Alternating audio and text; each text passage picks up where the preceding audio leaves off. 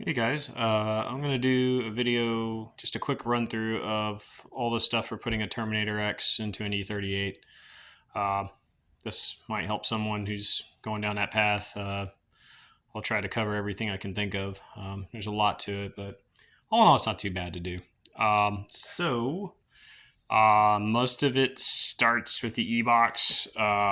It's what you're going to... Most of your work's going to be over here.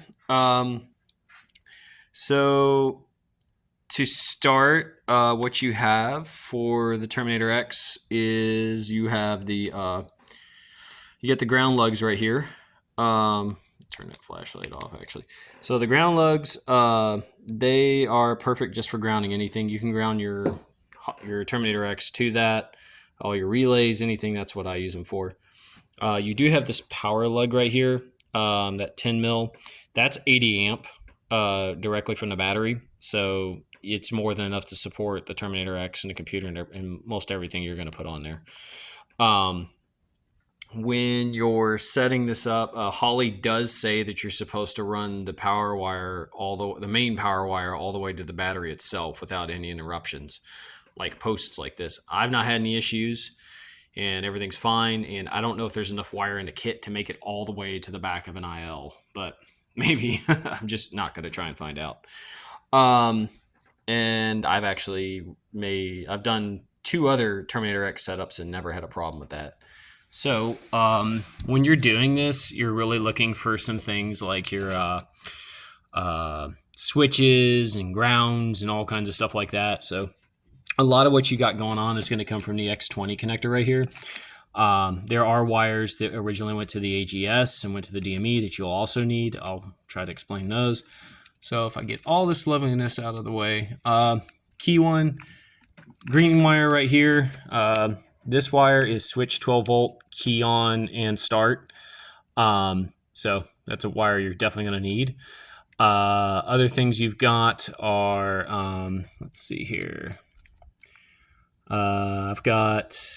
You got a 5 amp 12 volt wire also coming from fuse 24 here. That's like a power on wire. It's not exactly, in all situations. The alternator is, in my situation, you can run pulse width modulation with the Terminator X to control your alternator that way. There is no default plug for alternator control with the Terminator X, so you will have to come up with your own pigtail.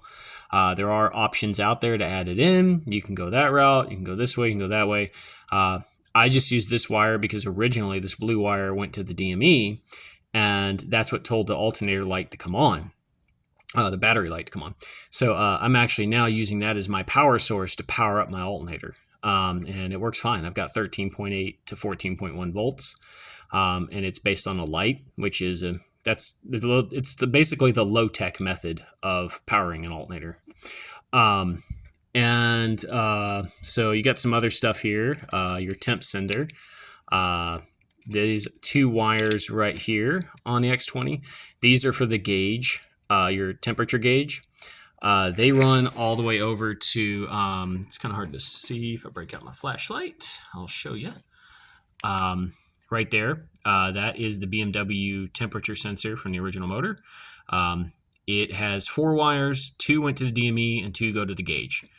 I've done a video on the gauge wiring before, so that's all in the playlist I created on this channel for the 740. You can find it there. It talks about how to exactly get into that. Another thing is, you've got a red wire with white tracer here on the X20. That needs to be switched on when the key's on. Why? Because your ABS will not work without it. And if you want your, because it powers up this red fuse 17, and that's what allows you to have your CAN bus speed signal from the ABS module. And that's why you have a speedo. So there's that out there. There's some other things here. I'm trying to think.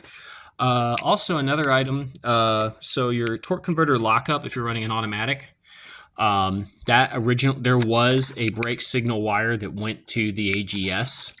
It's still here. You just have to get into it. If I could find out, yeah, this is all my Holly plug here I made. It turns all that stuff on. And then my neutral safety goes to my trans. Got my reverse power there. Anything else I'm running on this one? Yeah, tachometer. Tach's a little special because most of the E38's gauge clusters don't have tach wiring. They're CAN bus, but all of the E38 gauge clusters have a port open in there where you can pin a wire in, and it will allow you to have the tach wire, but some programming is required.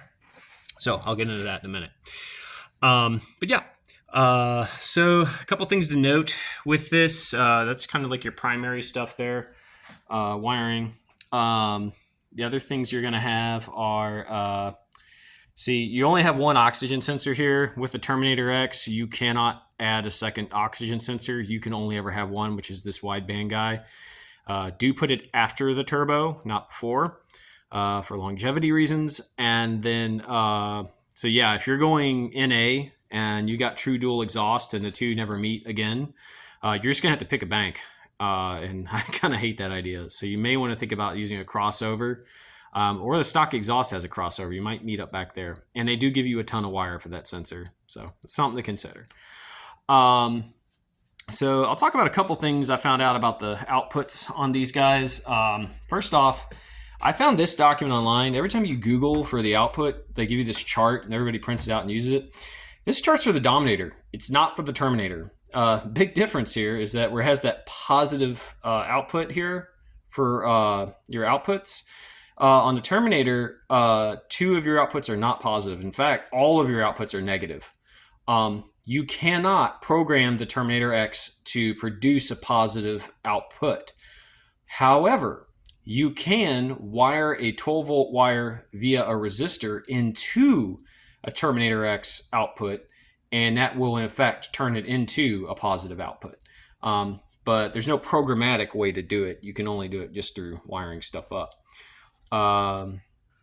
Over here, this is a great document from SpeedMax Innovation. They put up this awesome document that goes over all of the alternators for the LS series. So that covers everything when you're wiring your alternator in, depending on the one you get. And there are like 4 or 5 of them out there. They're different, completely different styles.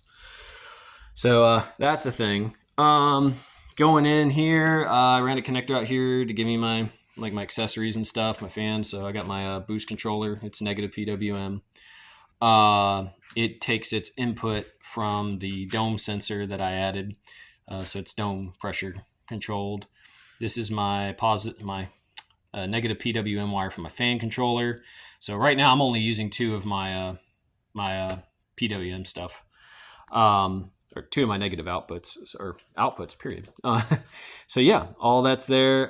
When you're over here, there's a wire here. It is I believe it's a brown wire with green tracer down in there.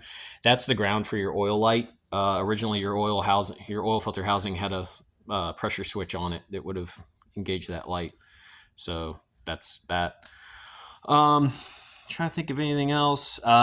Speaking about the fuel pump, you will have to reverse the polarity on your fuel pump relay. The controls, because the DME turned it on by ground, whereas Holley only turns on by positive. So you'll have to cut the control side power source and ground it, and that makes it a positive controlled relay at that point. So I'll just go over the gauges again real quick. Everything you had to figure out. So with this, you do have, let me turn that on. So basically, I'll go over them real quick. Gas gauge, don't have to do nothing. Speedo, as long as your ABS module's going, you're fine. Red wire, white tracer, X20. Tach, 4 pulse per module is possible. That's the default Holley signal. You will need to set up your IK. Most likely you're going to need to set up your IKE to receive that signal. It is a setting in there. Yes, it can do 4 pulse. You'll need to do that using PASoft 1.4. I've done videos on how to get all that set up, and you most likely will have to pin a wire into the back of your cluster because most of them didn't have it. Temp, that's that sensor I have on the side of the head with the 2 wires on the X20. That's what drives that guy, and that's all your gauges right there. I've got my little handheld unit there for my Holly. When you do flash your Holly Terminator X, only have this on the CAN bus, and make sure you're only flashing using this guy right here, because it will, if you have anything else like a digital display or your laptop or anything else in the CAN bus loop, you will most likely end up bricking your Terminator X. And the only way you can revive it is by only having this plugged into it on the CAN bus. So be careful about that.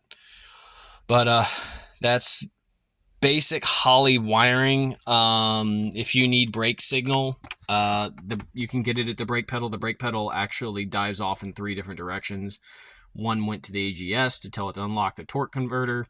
Another one goes to the lights, and I think another one goes to some other unit. I think the light module or something like that. So, yeah, there's plenty of stuff in there. But that's the basic run through. If you have any questions about setting up a Terminator X on one of these, just give me a shout, and I'll dive into my notes and find out what it is. But that's about it, really. Oh yeah, I am running a gas pedal, the GM gas pedal, because that's what Holly rates them for. I've heard of people being able to get away using the stock drive-by-wire drive-by-wire pedal, but I've also heard that some people didn't like the results, and also I don't like the idea of being stuck on the side of the road with the car being in limp home mode, so I just went with that pedal. It doesn't feel that great because the position needs to be kind of higher, but it works. Yeah, see, it actuated the throttle. Other than that, I think everything else has been going good. I do have an ABS light. I'm not quite sure what that's all about, but I don't know. The unit works. I'm probably going to desolder some of those little bulbs, like that little warning start thing in the middle. I'm getting rid of that guy. And probably my SRS light. I don't even know why that's on. Don't really care. So yeah, that's it for getting Holly into one of these. It's not that bad. Probably the more difficult part is just getting the driver set up right on your laptop when you try to interface with the IKE via the CAN bus. Just take a look at those videos I have that I posted. I have a really good walkthrough on why you're probably not being able to connect and all that, and where you need to add the wire into the back of the gauge cluster to get your tack wired up right. Other than that, I can't think of much. Oh, there is one, which is the starter. I already did a video on it, but your EWS will lock out your starter. It's under the dash. You're going to have to modify that. I did a video on that. You're basically just putting the wires together and allowing the signal to go on through. And then your starter, over here you have, there was originally a start signal wire that went to the DME to tell it was okay to tell it you wanted to start, and then the DME would report back that it's okay. That wire's there. That's when you hit your key to start, this lights up. And then the wire here, there's a black wire on your X20. That's actually what goes out to the starter solenoid itself, to the purple wire. And then the starter relay is actually down in the box here. But I've done wiring stuff on that and videos on that, so there's something to look up there. Anyway, that's all it for now. If you got any questions, just drop me a line, and that's the basics.